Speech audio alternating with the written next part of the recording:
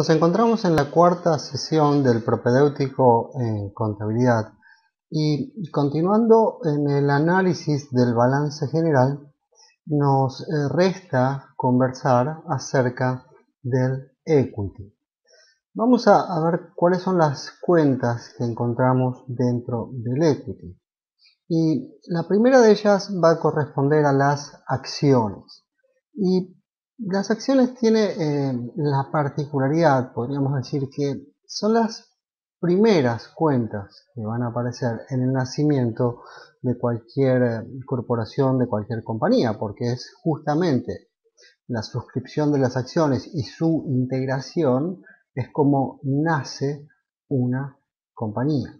Por consiguiente, aquí debemos tener en cuenta de que encontramos tres tipos de acciones enumeradas en este balance de Exxon. No obstante, una sola de ellas, que son las comunes o como también las denominamos ordinarias, son las que Exxon tiene contabilizadas en su balance por 9.371. Las acciones comunes u ordinarias son aquellas que no tienen ninguna particularidad en especial, simplemente representan un derecho político y un derecho económico.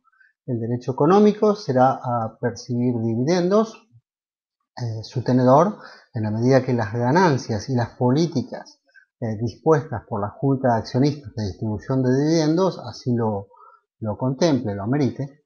Y por otro lado, son los derechos políticos, que son los derechos a votar en las decisiones pertinentes en la compañía. Esas son las acciones comunes, que son las que más vamos a encontrar en la mayoría de las sociedades. No obstante, aquí tenemos, y no tiene Exxon, pero sí está mencionada en su equity, son las preferidas o preferentes, que las tenemos en el renglón más arriba. Las acciones preferidas son aquellas que han sido pactadas o han sido establecidas con un determinado pago de dividendo fijo establecido y que lo cobrarán previo a las acciones ordinarias. Por lo tanto, tienen un grado de preferencia por sobre las acciones ordinarias. El tercer tipo de acciones que encontramos aquí son las preferidas, pero son las de rescate por la propia compañía. Es decir, que la compañía se ha reservado el derecho de rescatar esas acciones a una fecha determinada.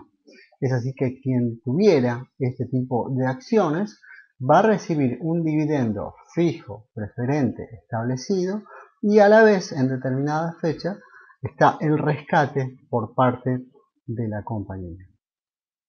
Bien, eso es lo vinculado a las acciones que tenemos en el equity. Y ahora cambiamos de cuenta y encontramos que en el balance de Exxon menciona un concepto que es Treasury Stock, y como lo verán se encuentra en negativo.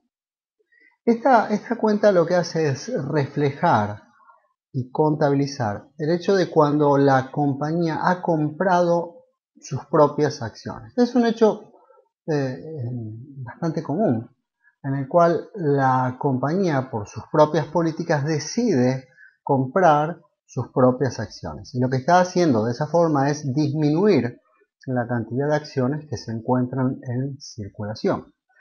¿Cómo se contabiliza? Bueno, aquí lo tenemos en signo negativo, porque lo que está haciendo es disminuir el patrimonio de la compañía. Y justamente es esto la contrapartida del dinero que haya pagado por la compra de esas acciones. El último de los conceptos de las cuentas que encontramos aquí en el equity son las ganancias acumuladas o retained earnings. Y las ganancias acumuladas aquí en esta cuenta, lo que tenemos es el nexo justamente con el estado de resultados, el income statement.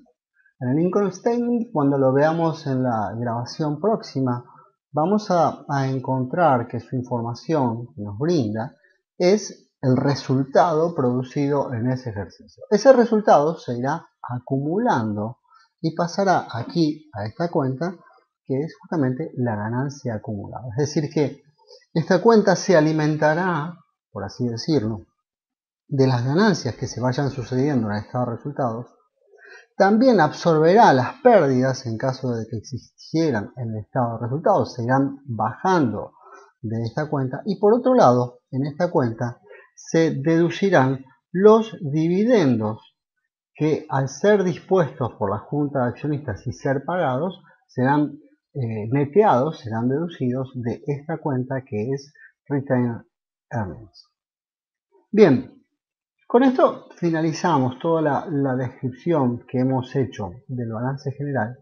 Y me gustaría hablar acerca de algunos índices básicos, muy comunes, que podemos calcular en función del balance general. Es decir que una vez que ustedes tengan la comprensión del balance general, van a poder hacer todo tipo de análisis comparativos, viendo también la historia de los balances de la compañía. Se puede hacer numerosa cantidad de análisis, pero dentro de esa facultad de análisis que uno tiene con el balance, hay lo que llamamos índices o ratios. Y si bien hay muchos, vamos a enumerar unos 4 que son los más comunes. Y el primero de ellos es el índice denominado de liquidez. Lo que hace el índice de liquidez es justamente buscar un ratio, una comparación que surge de los activos corrientes con los pasivos corrientes. Es decir, en este caso tomamos que los activos corrientes de Exxon son de 59.984, los dividimos por los pasivos corrientes, que son superiores, y lógicamente al ser superiores vamos a tener un índice de liquidez por debajo de 1, de 0.95.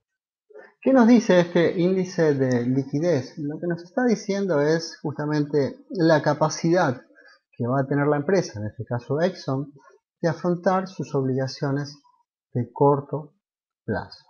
Por lo general, un índice recomendable debería estar por sobre 1, es decir, que los activos corrientes superan a los pasivos corrientes, y de esa forma en los próximos 12 meses, que es la medición de lo corriente, sabemos que los activos corrientes podrán hacer frente a esos pasivos corrientes. No obstante, y aquí esto lo voy a marcar para todos los índices, es importante que cuando uno compare índices lo haga siempre con empresas que pertenecen a la misma industria. No podemos comparar un índice de liquidez que necesita una compañía de la industria petrolera con un índice de liquidez que puede llegar a necesitar una empresa comercial destinada a vender productos de consumo masivo. Entonces, esto es muy importante siempre a los efectos de no comparar cualquier tipo de compañía entre sí. Otro de los índices más tradicionales es el índice denominado de endeudamiento, que es Debt to Equity. Y lo que toma este índice es comparar justamente el total del pasivo, el total de la deuda, el liabilities, con el equity. Y en este caso lo que tenemos es que la deuda está superando al total del equity, dado que se encuentra en 155.671 y el equity en 146.000. Es decir que la deuda la supera en 0,6. ¿Qué nos está diciendo? Que está reflejando la viabilidad financiera a largo plazo de la compañía. Una vez más, tomemos la precaución de comparar índices de empresas que pertenezcan a la misma industria. Otro de los índices clásicos es el que habla de la rotación de inventarios.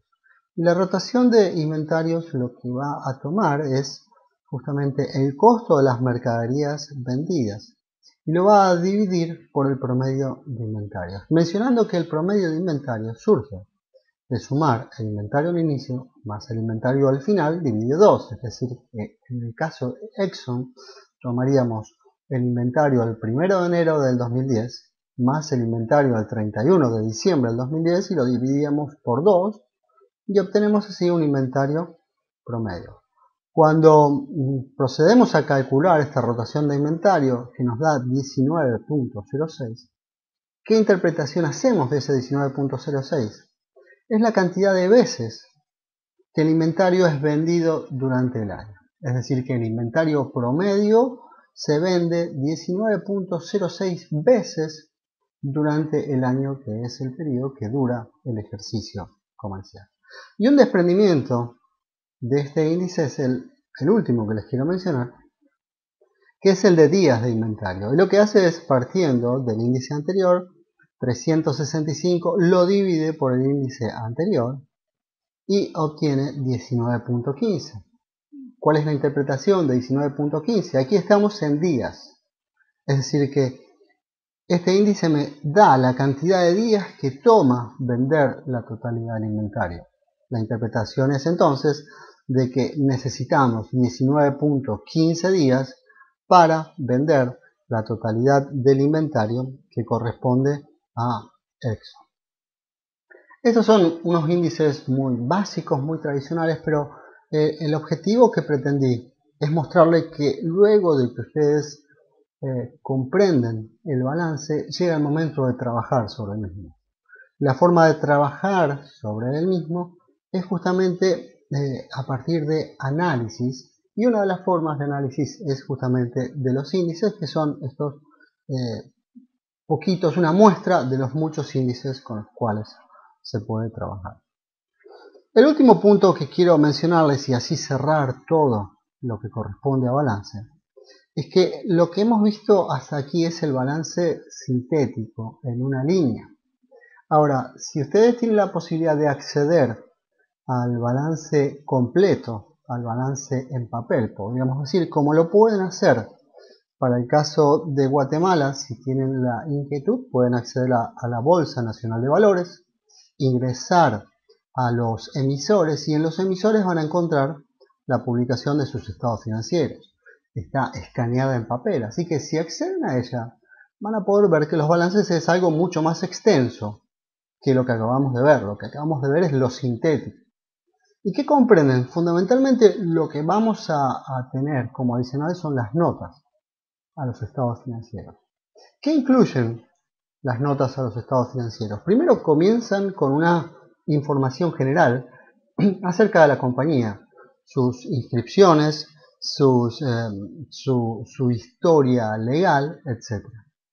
Luego convendrá a exponer información que básicamente lo que pretende es que el lector, el usuario, pueda llegar al máximo nivel de interpretación y de conclusión. Por ejemplo, una de las informaciones es cuál es el efecto de las NIF, que son las normas internacionales de información financiera, cuál es el impacto que tiene esa migración hacia esas normas en los estados financieros. Entonces esas notas explicarán cuáles son las normas que han comenzado a ser aplicadas y cómo están impactando en los estados financieros.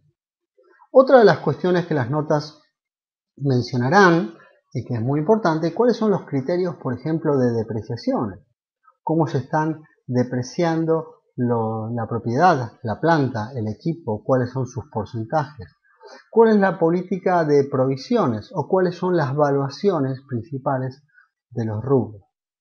Otro de los puntos va a ser la composición de los rubros. Cuando nosotros vimos una cuenta, por ejemplo, vimos las cuentas por cobrar en el activo, veíamos simplemente un importe. Claro, aquí cuando lleguemos a la nota, vamos a encontrar un desagregado que me va a decir, bueno, del total de esas cuentas por cobrar, de los receivables, las mismas son entre un día y 30 días tal importe, entre 31 días y 90 días tal importe, y así llegamos hasta los, por ejemplo, 365 días para las corrientes. Tengo una mayor apertura, un mayor grado analítico. Cuando llegamos a los bienes de uso, vamos a tener un detalle pormenorizado de qué son los bienes de uso. En el mismo balance sintético vimos un importe total. Claro, aquí vamos a tener un desglose analítico de cuánto es el importe que corresponde a propiedad, cuánto es el importe que corresponde a rodados, a planta, etc. Y ahí tendríamos un desagregado de cuál es el valor que se incorporó en este ejercicio, cuál es el valor que venía de ejercicios anteriores, cuánto fue la depreciación de este ejercicio, cuáles fueron las bajas en caso de que se hayan vendido bienes de uso. Y por último, otro de los aspectos muy importantes es los vinculados a los gastos. Cuando tenemos en el estado de resultados, que lo veremos en la próxima sesión, tenemos los gastos operativos. En el propio estado de resultados no llega a un grado pormenorizado, sino que hay que acudir a las notas. Y en las notas vamos a tener que los gastos se compondrán de sueldos, contribuciones sobre esos sueldos, alquileres, gastos de comercialización, impuestos, etcétera, etcétera, etcétera. Es decir que el grado de apertura analítico lo vamos a encontrar en las notas. La conclusión es que cuando ustedes tengan acceso a un estado financiero, si no acceden a las notas, le van a quedar muchos interrogantes, le van a quedar muchas dudas de qué es lo que contendrá este rubro, cómo estará compuesto internamente este rubro. Bueno, es necesario acudir a las notas para así tener la comprensión total de cada una de las cuentas y partidas que se incluyen en el balance general y también en el resto de los estados. Con esto finalizamos todo lo que corresponde a balance general y en nuestra próxima sesión comenzaremos a conversar acerca del estado de resultados, acerca del income statement.